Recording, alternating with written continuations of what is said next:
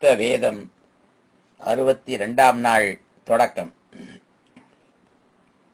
ஆன்ம நேய அன்பர்கள் அனைவருக்கும் ஆத்ம வணக்கம்.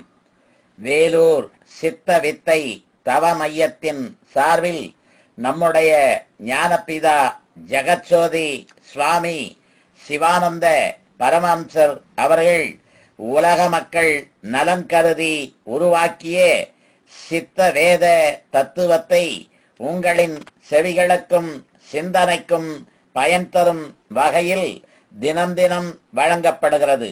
அதன் தொடர்ச்சியாய் இன்று 62ஆம் நாள் தொடக்கம்.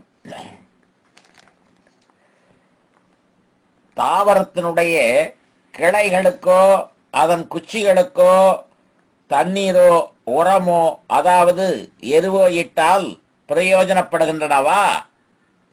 இல்லை. என்ன காரணம்? அதனுடைய தூரில் போடாததனால். ஆனால் அவை ஆகாரம் முதலியவை எடுக்கிறது எதனால்? அதனுடைய மூலமாயிருக்கிற தூறு கொண்டு. நீர் சொல்லும் பிரகாரம் நம்முடைய உற்பத்தி ஸ்தானம் மலத்துவாரமாய் இருந்ததானால் அதனால் ஆகாரம் எடுக்கவும் தண்ணீர் குடிக்கவும் நமக்கு முடியுமா? முடியாது. என்ன காரணம்? நம்முடைய மூலமாயிருக்கிற தூர் மலத்துவாரமாய் இருந்ததானால் அதனால் அல்லவா நாமும் ஆகாராதிகள் எடுக்க வேண்டியது. ஆம், அப்படி செய்வதற்கு நம்முடைய மூலமாயிருக்கின்ற தூர் அதல்லாததால் முடிகிறதில்லை. ஆனால் நாம் ஆகாரம் எடுக்கிறதும் தண்ணீர் குடிக்கிறதும் எதனால்? மூலமாயிருக்கிற சிரசனுடைய ஒரு பாகமான முகத்திலுள்ள வாயை கொண்டு. மூலம் என்பது அதாவது கிழங்கு, அதாவது உற்பத்தி ஸ்தானம். அது அவனுடைய சிரசாகும். அவனவனுடைய சிரசில் இருந்தாகும் எல்லா உற்பத்திகளும். அதுகொண்டு சலித்து கொண்டிருக்கிற சகல ஜீவன்களுடைய தூரும் மேல் பக்கத்தில் இருக்கின்றது. அது சிரசாகும். அதுகொண்டு மூலாதாரம் முதலான எல்லா ஆதாரங்களும் அடங்கி இருக்கிறது சிரசில் ஆகும். நீங்கள் சொன்ன பிரகாரத்தில் அல்ல. மூலாதாரம் என்பது மூலம் பிளஸ் ஆதாரம். மூலம் உற்பத்தி, ஆதாரம் ஸ்தானம். அதனால் உற்பத்தி ஸ்தானம். அந்த உற்பத்தி ஸ்தானம் நான் என்கிற அகங்காரமாயிருக்கிற நிலைமைக்காகும். அந்த நிலைமைக்கு ஆதாரம் மனமாகும். அந்த மனதிற்கு ஆதாரம் ஜீவனாகும். அது எதனால் என்றால் ஜீவன் இல்லாவிட்டால் என்னவாகும்? பிணமாகிறது. ஒரு பிணத்திற்கு இந்த எவ்விதமான நிலைமையும் உண்டோ? இல்லை. காரணம் என்னவாகும்? ஜீவன் இல்லாததனால். ஜீவன் இல்லாவிட்டால் ஆதாரங்களோ உலகமோ ஏதாகிலும் உண்டோ? ஒன்றுமில்லை. ஆனால் ஜீவன் இருக்கிற எல்லா சமயங்களிலும் இக்காணப்படுகிற உலகுண்டோ? இல்லை. தூங்கும் பொழுது இவை ஒன்றும் அறிவதோ காண்பதோ இல்லை. ஆனால் இவைகளெல்லாம் எந்த சமயத்திலாகும் உண்டாகின்றது? தூக்கம் விழித்த பொழுது. அப்பொழுது என்னவாக உண்டாகியது? நான் என்கிற அகங்காரம். அந்த அகங்காரம் எங்கிருந்து உண்டாயிற்று? மனத்திலிருந்து. ஆனால் ஜீவன், மனம், அகங்காரம் என்கிற 3 நிலைமைகள் நமக்கு உண்டு. இவைகளில் ஒவ்வொன்றுக்கும் ஜாக்கிரதை, சுழுப்தி, சொப்பனம் என்கிற 3 நிலைமைகளும் உண்டு. அதில் நான் என்கிற அகங்காரத்திற்குள்ள 3 நிலைமைகள் ஜாக்கிரதை, சுழுப்தி, சொப்பனம் இவைகளாகும். இதை பற்றி 7ஆம் அத்தியாயத்தில் விவரித்திருக்கின்றது. ஆனால் அதுகள் அகங்காரத்திற்குள்ள நிலைமைகளாகும். அவைகளில் பொழுது நாம் அனுபவிக்கின்ற ஜாக்கிரதை, சுழுப்தி, சொப்பனமாகும். உண்மையில் சொப்பனம், சுடுத்தி, ஜாக்கிரதை என்றாகிறது. அதாவது சொப்பனத்தினுடையவும் ஜாக்கிரதையினுடையவும் மத்தியில் சுழுப்தி.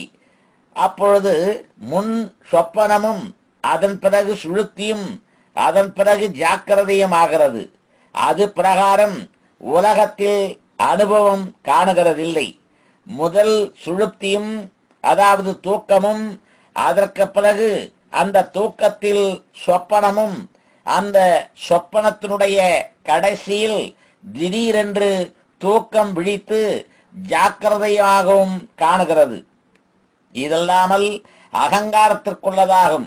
ஏனென்றால் இப்பொழுது நாம் அனுபவிக்கிறது நான் என்று சொல்லுகிற அகங்காரத்திற்குள்ள ஜாக்கிரதையாகும். அது மனதினுடைய தொழிலாகும். இப்பொழுது நாம் தூக்கம் என்று சொல்லுகிறது அகங்காரத்திற்குள்ளதாகும். அது மனத்தினுடைய தொழில் விட்ட, அதாவது வேலை விட்ட சமயம். அந்த தூக்க சமயத்தில் காணுகிற சொப்பனமும் அகங்காரத்திற்குள்ளதாகும். அது மனம் தன்னால் செய்யப்பட்ட தொழிலை குறித்து ஆலோசிக்கின்றதாகும். இந்த மூன்று நிலைமைகளும் நாம் இப்பொழுது அனுபவித்துக் கொண்டிருக்கிறோம். இப்பிரகாரம் அகங்காரம் மூலமாக அனுபவித்துக் கொண்டிருக்கிற இந்த மூன்று நிலைமைகளையும் விட்டு நான் என்கிற தன்னுடைய உற்பத்தி ஸ்தானமாகிய மனதில் போய் சேருகிறதாகும். முதல் ஸ்தானம் அதாகும் உற்பத்தி ஸ்தானம்.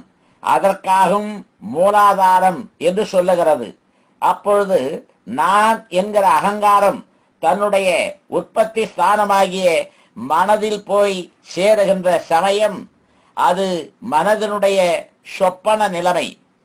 அது எப்படி என்றால், அகங்காரம் சுஸ்தானத்தில், அதாவது வெளியினுள்ளில், அதாவது சங்கற்பிக்கின்றதற்கோ பிரத்யேகமாய், அதாவது தனியாய் அறிவதற்கோ கிரகிப்பதற்கோ, அதாவது தெரிவதற்கோ மனதிற்கு முடிகிறதில்லை. ஸ்தாபனை சக்தியெல்லாம் நான் என்கிற அகங்காரத்திற்கே இருக்கின்றதானால் அந்த அகங்காரம் தன்னுடைய உற்பத்தி ஸ்தானமாகிய மனதில் அடங்கின சமயம் பாக்கியத்தில், அதாவது வெளியினுள்ளில் யாதொன்றும் தெரிவதற்கு மனதிற்கு முடிகிறதில்லை. இது மனத்தினுடைய சொப்பனமாகும். அதாவது நான் என்கிற அகங்காரம் உற்பத்தி ஸ்தானத்தில் சேருகின்றதனால் இந்த நிலைமைக்காகும் மூலாதாரம் என்று சொல்லுகிறது. சுவாதிஸ்தானம் என்பது தன்னுடைய அடிஸ்தானம். அதாவது சுவஸ்தானம், சுவ பிளஸ் ஸ்தானம், சுவ தான், அதாவது தன்னுடைய ஸ்தானம், இருப்பிடம். அதாவது தன்னுடைய இருப்பிடம் எப்பொழுது அகங்காரம் மனதில் அடங்குகிறதோ அது மனதிற்கு தொழிலில்லாமல் தன்னுடைய சுஸ்தானத்தில் பிரவேசிக்கின்ற சமயம். அந்த அவஸ்தை மனதினுடைய சுழுப்தியாகிறது. அது எப்படி என்றால், அப்பொழுது மனதிற்கு யாதொரு அறிவுமில்லாமல் ஒன்றுமில்லாமல் இருக்கின்ற நிலைமை. அது எவ்விதமெனில், நாம் இப்பொழுது பகல் என்று சொல்லுகிற சமயத்தில் வெளியிலிருந்து ஒரு வீட்டினுடைய அறையினுள்ளில் சென்றால் அப்பொழுது அதனுள்ளில் மிகவும் இருட்டாய் யாதொன்றும் அறியாத விதத்தில் ஒரு பிரமதை, அதாவது திகைப்பு உண்டாகிற நிலைமையாகும். இது சர்வ ஜனங்களுக்கும் அனுபவம் அல்லவா?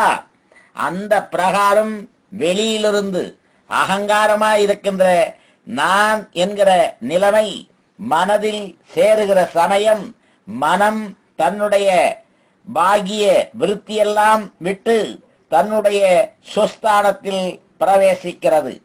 அது சமயம் மனதிற்கு யாதொரு பிரகாசமோ அறிவோ இல்லாமல் சுத்த இருட்டாய் ஒன்றும் அறியாமல் இருக்கிற அவஸ்தையாகின்றது. அது மனதனுடைய சுழுப்தி ஆகின்றது. இதாகும் சுவாதிஸ்தானம் என்கிற நிலைமை. மணிபூரகம் என்பது மனதினுடைய ஜாக்கிரதா அவஸ்தையாகின்றது. அதாவது மணி என்பது மனம், பூரகம் என்பது நிறைப்பது.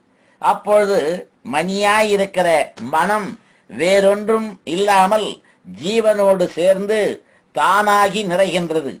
அப்பொழுது அவ்விடம் ரொம்பவும் பிரகாசமாய் ஜொலிக்கின்றது. அது எப்படி என்றால், மேல் சொன்ன வீட்டினுடைய சிறிய ஒரு அறையின் உள்ளில் சென்ற பொழுது முதலில் இருட்டாயும் அவ்விடம் கொஞ்ச நேரம் இருக்கும் பொழுது நல்ல பிரகாசமாகி அங்கிருக்கிற எல்லா நிலைமைகளும் சுகமாய் காணுவதும் அறிவதும் செய்கிறது. நன்று. நாளைக்கு தொடர்வோமா? ஆத்ம வணக்கம்.